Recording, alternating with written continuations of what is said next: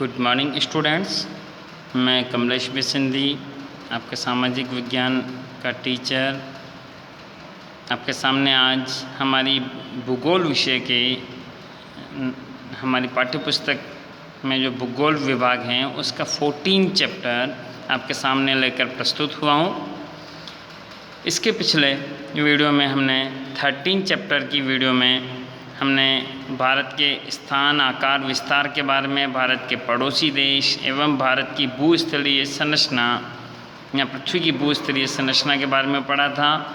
इनमें अपसारी प्लेट जो कि आपस में एक दूसरे से विपरीत दिशा में जब जाती है तो उसे अपसारी प्लेट के नाम से जाना जाता है। अभिसारी प्लेट की जो विशाल भूखंड जो कि आपस में एक दूसरे की तरफ अट्रैक्ट होते हैं उन्हें अभिसारी प्लेट के रूप में जाना जाता है। एवं रूपांतरित प्लेट जो कि आपस में एक दूसरे की अपोजिट डायरेक्शन में जाते हैं उनके बारे में पढ़ा था। एवं अब इस चैप्टर में हम हमारे 14 चैप्टर भारत के स्थान, भूस्थलीय रचना और भूपृष्ठ के सेकंड भाग जो कि हमारे फिजियोग्राफी का सेकंड पार्टीशंस हैं, इसमें भारत के विभिन्न प्राकृतिक विभागों के बारे में जानेंगे कि हमारे भारत देश को किन किन अलग अलग प्राकृतिक विभागों में विभाजित किया गया है। इससे मुख्यतः 5 उप विभागों में 5 विभागों में विभाजित किया गया है। इसमें पहला है उत्तर का पर्वतीय प्रदेश, दूसरा उत्तर का विशाल मैदानी प्रदेश, तीसरा प्रायद्वीपीय पठार, चौथा समुद्र तटीय मैदानी प्रदेश और 5वां द्वीप समूह। इन सभी का अब हम बारीकी से अध्ययन करेंगे पॉइंट वाइज पॉइंट। उसी के साथ ही उनमें जो मेन जो इम्पोर्टेंट टॉपिक्स होंगे वो मैं आपको अंडरलाइन करवाऊँगा और जो IMP क्वेश्चंस होंगे वो आपको टिक करवाऊँगा। इसलिए लेसन शुरू करने के पहले आपको सजेस्ट करना चाहूँगा कि अपनी नोटबुक और अपनी बुक दोनों साथ में लेकर के बैठें। अगर किसी भी टॉपिक पे अगर कोई आपको कन्फ्यूजन रहता है तो आप कमेंट बॉक्स के अंदर कमेंट कर सकते हैं या फिर आप स्पेशली ग्रुप में आकर के वैसे यानी कि आप वैसे मैसेज करके पूछ सकते हैं। तो चलिए अब हम हमारे लेसन को शुरू करते हैं। तो चलिए, पृथ्वी पर स्थित अनियमित और ऊर्ध्व आकार वाले भूमि भाग की विषमताओं को भूपृष्ठ कहते हैं। हम सबसे पहले धरातल या भूपृष्ठ किसे कहते हैं उसे समझ लेते हैं कि पृथ्वी पर जितना भी असमान धरातल पाया जाता है ऊंचाई में, कहीं पे गहरी घाटियाँ पाई जाती हैं, कहीं पे पर्वतीय प्रदेश हैं, कहीं पर मैदानी भाग हैं, कहीं पर नदी हैं, सागर हैं, कोई दून है, कोई खाड़ी है, जो रेगिस्तान है, ये सारा हमारे प्राकृतिक विभाग आते हैं और इनमें इन सभी को हम कंबाइंड रूप से पृथ्वी के प्राकृतिक विभाग के रूप से जानते हैं। एवं इन प्राकृतिक विभागों के सम्मिलित रूप को ही हम भूपृष्ठ के नाम से पहचानते हैं। इस भूपृष्ठ को हम विभिन्न भौतिक विभागों के अंदर विभाजित करते हैं, जिनमें कि जो पृथ्वी का धरातलीय भाग है हम उसकी बात कर रहे हैं कि जहाँ पे आपको ये धरातलीय भाग पर्वतमाला या हिमनदी, तलहटी, पहाड़ी, पठारी प्रदेश, ज्वालामुखी उद्गम, ढलान वाला पठारी प्रदेश, मरुस्थल, मरुस्थलीय द्वीप, ये जितना भी आपको दिखाई दे रहा है ये सारा हमारे ये धरातल का भाग है। इस धरातल के भाग को हम मुख्य रूप से 5 प्राकृतिक विभागों में विभाजित करते हैं, जिनके बारे में अभी हमने पढ़ा है कि उत्तर का पर्वतीय प्रदेश, उत्तर का विशाल मैदानी प्रदेश, प्रायद्वीपीय पठारी प्रदेश, तटीय मैदान और द्वीप समूह। आगे आपको ये जो एक मैप दिया गया है, इस मैप के अंदर समुद्र तट से ऊंचाई के आधार पर इसमें अलग अलग भौतिक विभागों को दर्शाया गया है कि समुद्र तल से 1200 मीटर से अधिक की ऊंचाई, 600 से 1200 मीटर की अधिक की ऊंचाई, 300 से 600 मीटर एवं 0 से 300 मीटर एवं जो पर्वत श्रेणी हैं इन सभी को अलग अलग कलर्स द्वारा समझाया गया है। आप इस मैप को एक बार ध्यान से देखिए और इस मैप को देखने के पश्चात आपको मालूम चलेगा कि इस मैप के अंदर जो अलग अलग विभाग हैं, कहाँ पर किस जगह पर हमारे भारत देश के अंदर कौन सा भूपृष्ठ समुद्र तल से कितनी ऊंचाई पर अवस्थित हैं। जो समुद्र तल जो होता है उसकी ऊंचाई एक अंतर्राष्ट्रीय ऊंचाई मानी जाती है कि अगर हमें किसी भी पर्वत की ऊंचाई को अगर मेजर करना है, नापना है, किसी की खाई को अगर मेजर करना है, किसी डेप्थ को अगर मेजर करना है, तो हमारी स्टैंडर्ड जो यूनिट है हम समुद्र तल को मानते हैं। समुद्र तल से जितना ऊपर होगा वह उसकी ऊंचाई होगी। जैसे माउंट एवरेस्ट है, उसकी ऊंचाई 8,848 मीटर है, यानी समुद्र तल से उसकी ऊंचाई 8,848 मीटर है। आप वहाँ पे जहाँ पे उसकी तलहटी पे खड़े हैं वहाँ से चाहे 4,000 मीटर पे हो, लेकिन समुद्र तल से उसकी ऊंचाई 8,800 मीटर है, तो वह उसकी हाइट कहलाएगी। तो चलिए अब हम शुरू करते हैं और आगे कि उत्तर का पर्वतीय प्रदेश हमारा पहला भाग। भारत का यह अत्यंत महत्वपूर्ण प्राकृतिक प्रदेश है जो उत्तर में पश्चिम पूर्व दिशा में लगभग 2400 किलोमीटर लंबाई में फैला हिमालय पर्वत श्रेणी के नाम से जाना जाता है। भारत का सबसे उत्तरी भाग हम जानते हैं कि हिमालय पर्वत भारत के उत्तर में अवस्थित हैं और यह एक महत्वपूर्ण प्राकृतिक प्रदेश है हमारे लिए, क्योंकि यह हमारे को कई सारे खनिज प्रदान करता है, कई तरह की वनस्पतियाँ देता है, कई तरह की जड़ी बूटियाँ देता है एवं ईस्ट से आने वाली, पूर्व के देशों से आने वाली जो कंट्रीज़ हैं उनसे आने वाले हमारे खतरे की रक्षा करता है, वहाँ से आने वाली ठंडी हवाओं की से हमारी रक्षा करता है। तो यह हमारे भारत के लिए एक महत्वपूर्ण प्राकृतिक प्रदेश है। यह चाप आकार वाला है। आप ऊपर इस मैप में देख रहे हैं कि आपको जो ये भारत का जो हिमालय पर्वत है, हिमालय पर्वत की आकृति एक चाप के आकार में है।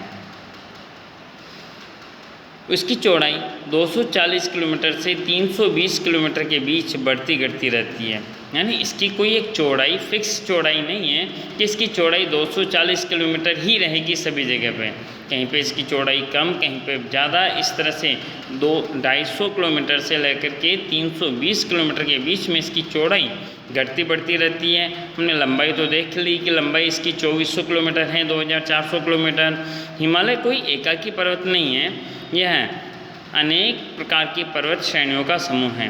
हिमालय जो हम नाम देते हैं कि हिमालय पर्वत एक अकेला पर्वत नहीं है, सिर्फ एक अकेले पर्वत का नाम नहीं है। अगर हम माउंट एवरेस्ट कहें और हम जो है गॉडविन ऑस्टिन कहें, ये सारे K2 ये सारे अकेले अलग अलग पर्वत हैं, लेकिन हिमालय पर्वतमाला एक पूरी ही पर्वतों की श्रृंखला है जो कि 3 अलग अलग भागों में विभाजित की गई है और यह पश्चिम से अफगानिस्तान से पूर्व की तरफ आगे बढ़कर वह भारत, नेपाल, भूटान से होकर म्यांमार तक पहुंचता है।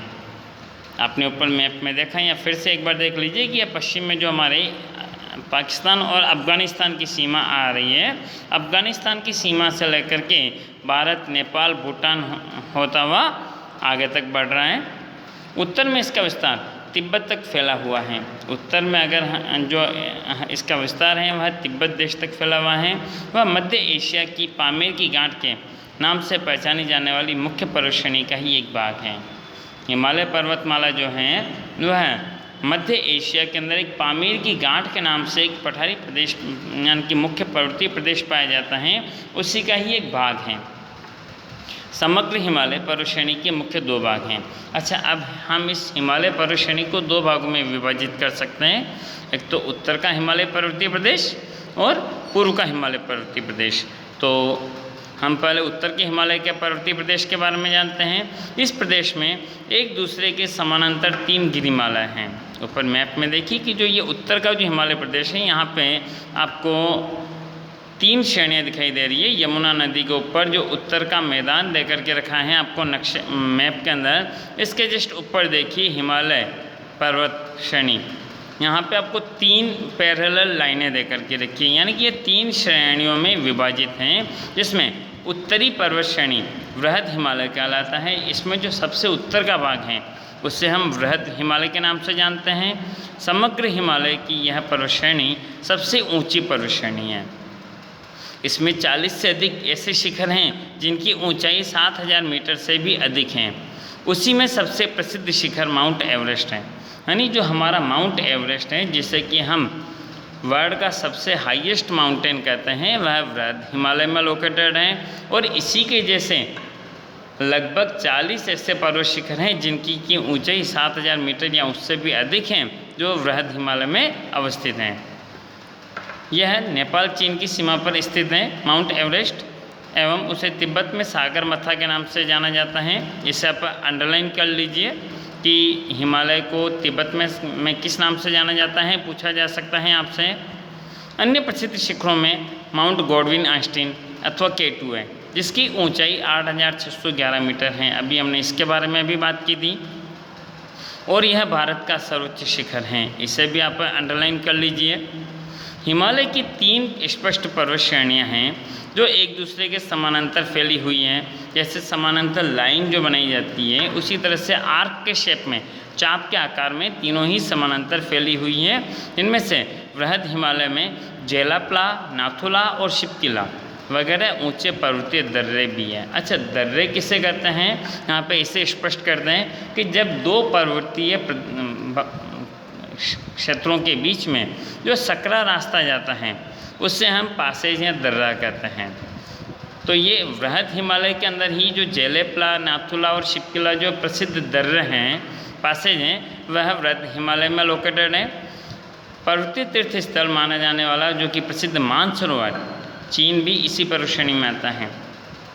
हिंदुओं का पवित्र स्थल मानसरोवर, जो कि हिंदुओं का पवित्र तीर्थ स्थान भी माना जाता है, वह अभी वर्तमान में चाइना में लोकेटेड है, वह भी इसी पर्वत श्रेणी में स्थित है। इसके अलावा यहाँ पर हिमालय के 5 सर्वोच्च शिखरों की ऊंचाई दी गई है, जिनमें माउंट एवरेस्ट 8848 मीटर, K2 या Mount Godwin Austen 8611 metre, Kanchenjunga 8598 metre, Makalu 8481 metre, Dhaulagiri 8198 metre और अन्नपूर्णा 8070 मीटर। इन्हें अपनी नोटबुक में या तो लिख लें या अपनी बुक के अंदर मोस्ट इम्पोर्टेंट के नाम से टिक कर लें, क्योंकि अक्सर एग्जाम में या तो 1 मार्क के क्वेश्चन में, ऑब्जेक्टिव्स में, फिल इन द ब्लैंक में या फिर मैच द फॉलोइंग में, इनमें से ज़रूर कुछ ना कुछ पूछा जाता है और डेफिनेटली पूछा जाएगा, इसलिए इसे टिक कर लीजिए। वृहद पर्वत श्रेणी के दक्षिण में स्थित पर्वत श्रेणी भी बहुत बड़े विस्तार में फैली हुई है। उसे मध्य हिमालय या लघु हिमालय पर्वत श्रेणी के नाम से जाना जाता है। यानी वृहद हिमालय के जस्ट बाजू में जो दक्षिणी दिशा के अंदर जो दूसरे नंबर की पर्वत श्रेणी है, उसे मध्य हिमालय या फिर लघु हिमालय के नाम से जाना जाता है। इसकी चौड़ाई लगभग 80 से 100 किलोमीटर है। जैसे वृहद हिमालय की जो विद चौड़ाई 200 से यानी कि 250 से 320 किलोमीटर के बीच में थी, इसकी चौड़ाई 80 से 100 किलोमीटर है। इसमें मुख्यतः पीर पंजाल, महाभारत, नागतिवा आदि पर्वत श्रेणियाँ इसी क्षेत्र में हैं। मध्यम ऊंचाई वाली इन श्रेणियों में हवाखोरी के स्थल, जिनमें कि डलहौजी, धर्मशाला, शिमला, मसूरी, रानीखेत, अल्मोड़ा, दार्जिलिंग और नैनीताल आदि विकसित हुए हैं। गंगोत्री, यमुनोत्री, बद्रीनाथ, केदारनाथ, हेमकुंड, ये सारे हमारे पवित्र तीर्थ स्थल हैं, यहाँ पवित्र जो कि धार्मिक स्थल हैं। यह भी इसी जो मध्य हिमालय में अवस्थित हैं। कुल्लू, कांगड़ा तथा कश्मीर जो कि प्रसिद्ध रमणीय घाटियाँ हैं, जो कि टूरिस्ट स्पॉट हैं, वो भी इसी क्षेत्र में अवस्थित हैं। तीसरी पर्वत श्रेणी अत्यंत दक्षिण में है, यानी जो तीनों पर्वत श्रेणियों में से जो सबसे दक्षिण में जो पर्वत श्रेणी है, उससे हम शिवालिक या बाह्य हिमालय के नाम से जाना जाता है। इसकी चौड़ाई 10 से 15 किलोमीटर और ऊंचाई लगभग 1000 मीटर है। यानी कि जहाँ पे वृहद हिमालय के अंदर 40 से 80 पर्वत श्रेणियाँ हैं जिनकी की ऊंचाई 7000 मीटर या उससे भी अधिक हैं। माउंट एवरेस्ट जो कि 8848 मीटर ऊंचा है समुद्र तल से, वहीं पर बाह्य हिमालय के अंदर पर्वत श्रेणियों की ऊंचाई 1000 मीटर तक है। इस पर्वत श्रेणी में कुछ विशिष्ट घाटियों की रचना हुई है, जिनमें कंकड़ पत्थर तथा मोटी परत वाली कांप मिट्टी से ढकी हुई हैं। यानी ये जो घाटियाँ हैं ये कंकड़ पत्थरों से और मोटी मिट्टी से ढकी हुई है। स्थानीय भाषा में इन्हें दून कहते हैं, जिसके की एग्जाम्पल आप ले सकते हैं पाटली दून, देहरादून, कोथरी दून एक्सेट्रा, जो कि पाटली दून और देहरादून तो हमारे भारत में ही है, ये इसके दून के प्रमुख एग्जाम्पल हैं। दूसरा है हमारा पूर्वी हिमालय। हिमालय श्रेणी के पूर्वी भाग में स्थित पर्वत श्रेणियाँ कम ऊंचाई वाली है, यानी उत्तरी भाग में जो था वहाँ पे ऊंचाई ज़्यादा है हिमालय पर्वत श्रेणियों की, जबकि पूर्वी भाग में इसकी ऊंचाई कम है। उनमें कई श्रेणियाँ पहाड़ी हिल्स के रूप में जानी जाती हैं। पूर्वी हिमालय में स्थित ये पहाड़ियाँ छोटी पर्वत श्रेणियों के रूप में ही फैली हैं, जिनमें पतकोई अरुणाचल में उनमें पतकोई अरुणाचल में, नागा जो कि नागालैंड में है, और मिजो जिसे कि लुसाई के नाम से भी जाना जाता है, मिजोरम में स्थित हैं। ये पहाड़ियाँ भारत की पूर्वी सरहद के निकट हैं, यानी भारत की जहाँ पे पूर्वी सीमा आती है उसके बाजू में फैली हुई है, जिनका म्यांमार में स्थित अराकान योमा पर्वत श्रेणी के साथ हैं, जो कि म्यांमार बर्मा के अंदर अराकान योमा पर्वत श्रेणी है उसके साथ में जुड़ी हुई है। गारो, खासी और जयंतिया पहाड़ियाँ मेघालय में अवस्थित हैं। पहाड़ी विस्तार में वर्षा का प्रमाण बहुत अधिक है, जिससे यहाँ अत्यंत घने जंगल हैं एवं जंगलों का प्रदेश होने से यहाँ सड़क मार्ग एवं रेल मार्ग का विकास आज एकदम कम हुआ है, क्योंकि ये पहाड़ी प्रदेश हैं।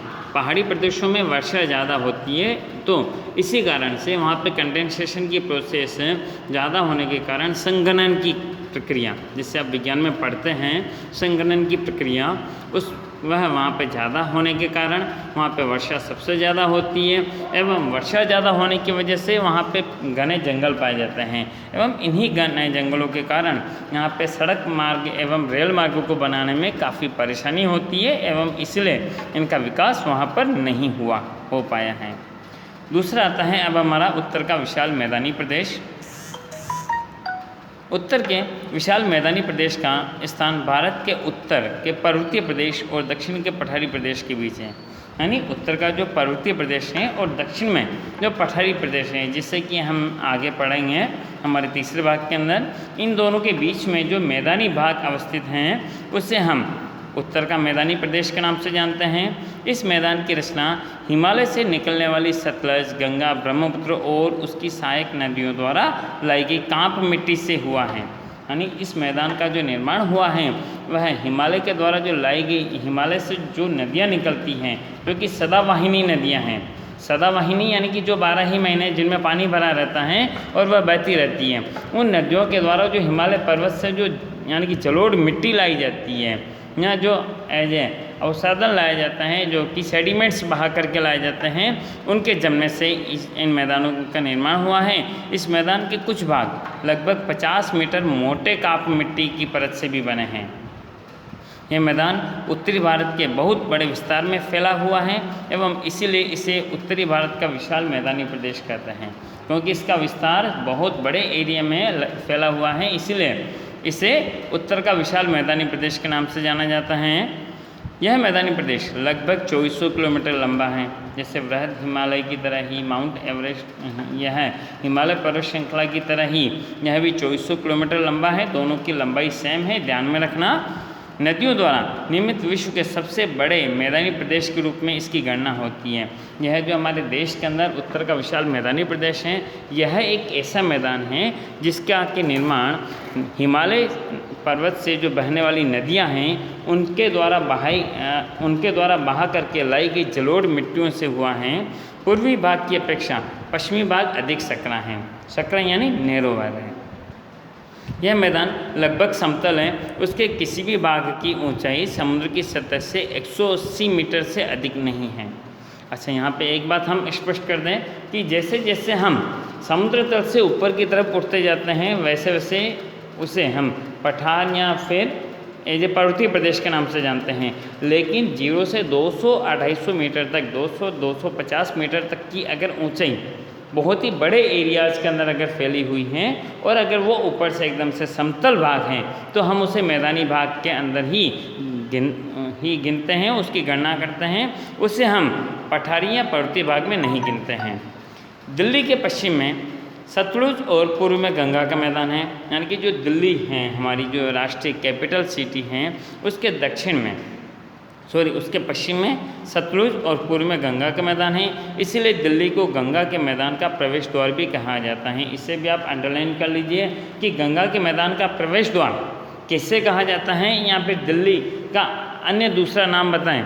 इन दोनों ही तरह से आपसे एग्जाम में पूछा जा सकता है। यह मैदान भारत का सबसे अधिक उपजाऊ प्रदेश माना जाता है, क्योंकि इसमें जो मिट्टी आती है वह हर साल जलोढ़ मिट्टी आती है, जो कि नई मिट्टी नदियों के द्वारा बहा करके लाई जाती है, जिसके अंदर की कई तरह के मिनरल्स पाए जाते हैं। इसलिए यह मिट्टी बहुत ज़्यादा उपजाऊ होती है। दिल्ली, आगरा, कानपुर, लखनऊ, इलाहाबाद, वाराणसी, पटना, कोलकाता आदि महत्वपूर्ण शहर इसी प्रदेश में स्थित हैं। जितने भी हमारे देश की प्रमुख शहर हैं वो सारी इन्हीं नदियों के किनारों पर अवस्थित हैं। सिंधु और उसकी अन्य सहायक नदियाँ झेलम, चिनाब, रावी, ब्यास और सतलज हिमालय क्षेत्र से निकलती है। ये सारी ही नदियाँ या इनकी जो प्रमुख नदियाँ हैं या उनकी जो सहायक नदियाँ हैं ये सारी हिमालय से निकलती है। सिंधु नदी पश्चिम की तरफ बहकर तेज़ी से मुड़ करके दक्षिण तरफ बहकर अरब सागर में मिलती है। सिंधु नदी निकलती हिमालय से हैं, लेकिन वह पहले पश्चिम की तरफ बह करके फिर दक्षिण की तरफ मुड़ जाती है और अरब सागर में मिल जाती है। सामान्य रूप से जब भी हम कभी दो नदियों के बीच में अगर कोई बेसिन पाया जाता है, अगर कोई भूभाग पाया जाता है, तो उससे हम आप के नाम से जानते हैं या दो आप के नाम से जानते हैं। यहाँ पे दो का मतलब टू, क्योंकि दो नदियाँ होती है, एवं आप यानी मैदानी प्रदेश। ठीक है, तो जहाँ पे हम जब पंजाब कहते हैं तो पंजाब का मतलब होता है कि 5 नदियों के बीच में उनके बीच में जो एक मैदानी भाग का निर्माण हुआ है उसे हम पंजाब के नाम से जानते हैं। ठीक है, तो आपसे पूछा जा सकता है कि पंजाब को हम पंजाब क्यों कहते हैं, तो आपको बताना है कि पंजाब जो शहर है, पंजाब जो राज्य हैं वह 5 नदियों के बीच में अवस्थित हैं, इसलिए उसे पंजाब के नाम से जाना जाता है। इस तरह 5 नदियों द्वारा निर्मित इस मैदान को पंजाब पंज प्लस आब कहते हैं। इस मैदान का सबसे बड़ा हिस्सा, एक बड़ा हिस्सा आज वर्तमान में पाकिस्तान में है। पहले हिंदुस्तान और पाकिस्तान एक ही था, इसलिए वह पंजाब भारत का हिस्सा था, लेकिन आज पाकिस्तान में भी पंजाब हैं, क्योंकि जब विभाजन हुआ था तो भारत का एक कोई बड़ा हिस्सा, पंजाब राज्य का भी एक बड़ा हिस्सा पाकिस्तान में चला गया था। इसलिए आज कुछ नदियाँ पाकिस्तान में हैं और कुछ नदियाँ भारत में हैं। सिंधु और इसकी भूपृष्ठ की दृष्टि से मैदानी प्रदेश को 4 विभागों में विभाजित किया गया है। जो अब हम उत्तर के विशाल मैदानी प्रदेश की बात कर रहे हैं, तो हम मुख्य रूप से एक मैदानी भाग को 4 भागों में विभाजित करते हैं। ये इसके उपभाग होते हैं, जिनमें भाबर, तराई, बांगर और खादर। इन्हें कृपया ध्यान से समझना कि इन चारों में क्या डिफरेंट है। सिंधु नदी से तीस्ता नदी तक, जो कि हमारे हिमालय से निकलती है, सिंधु नदी से तीस्ता नदी तक शिवालिक की तलहटी में, तलहटी यानी कि पर्वत का जो तल होता है उसे तलहटी कहा जाता है, में कंकड़ पत्थर की एक पतली पट्टी देखने को मिलती है। यह कंकड़ पत्थर की पट्टी नदी के प्रवाह के समानांतर फैली है। जहाँ पे नदी होती है उसी के समानांतर यह एक पट्टी फैली हुई होती है। इसे हम और भाबर के नाम से जानते हैं। यह पट्टी 8 से 16 किलोमीटर चौड़ी है। भाबर के बाद का जो प्रदेश आता है उसे हम तराई प्रदेश कहते हैं, जो अधिक नमी और दलदल वाला है, यानी कि जो नदी के जस्ट बाद में जो एक ये दलदली भाग आता है उसे हम तराई के नाम से जानते हैं। इसी के बाद में जो घने वन और विविध वन्य प्राणी देखने को मिलते हैं, एवं मैदानों के पुराने कांप को बांगड़ कहते हैं, जहाँ की पहले जो जलोढ़ मिट्टी बहा करके लाई जाती है और वह पुरानी हो जाती है और एक तरफ यानी कि वैसे रहती है, उसे हम बांगड़ के नाम से जानते हैं। एवं कांप के लगातार होने वाले जमाव के कारण सोपान आकार जैसा बन जाता है, जो बाढ़ के मैदान से ऊंचा होता है, उसे हम इसी नए कांप के मैदान को हम खादर के नाम से जानते हैं। तो चलिए, यहाँ पे हमने हमारे प्राकृतिक विभागों के 2 भाग पूर्ण किए हैं।